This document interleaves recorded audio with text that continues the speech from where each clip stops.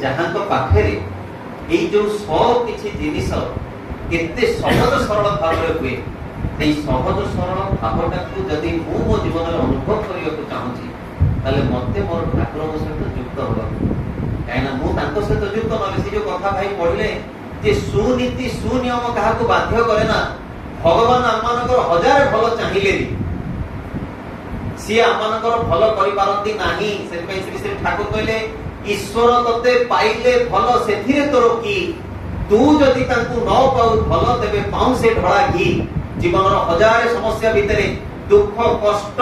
विभिन्न प्रकार जंत्रणा भितर भी जदि मु मोर अंतर भितर स्थान न दिए ताले सी केबे मोर समस्या समाधान करने सक्षम हेबे नाही।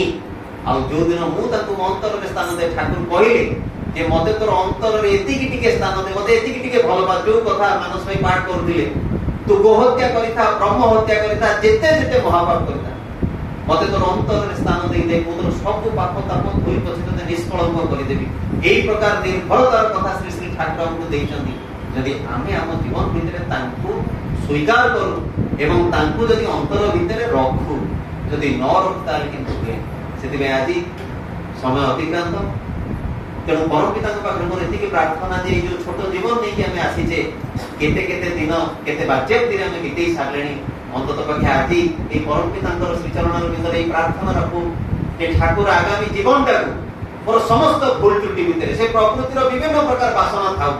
समस्त प्रकार अवस्था रे जहाँ भी हे जाउना कहीं ठाकुर मुझे तुमको धरिकी चली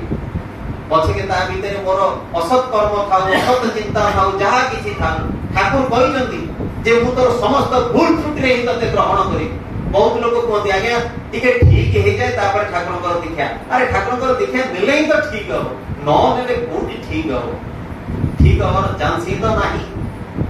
सेति में निज जीवन भितर जेमती श्री श्री ठाकुर अनुप्रविष्ट करंतु एवं सारा जीवन जेमती हम श्री श्री ठाकुर को केंद्र कर चली पारू एहाई मोर एकांत प्रार्थना श्री चरण।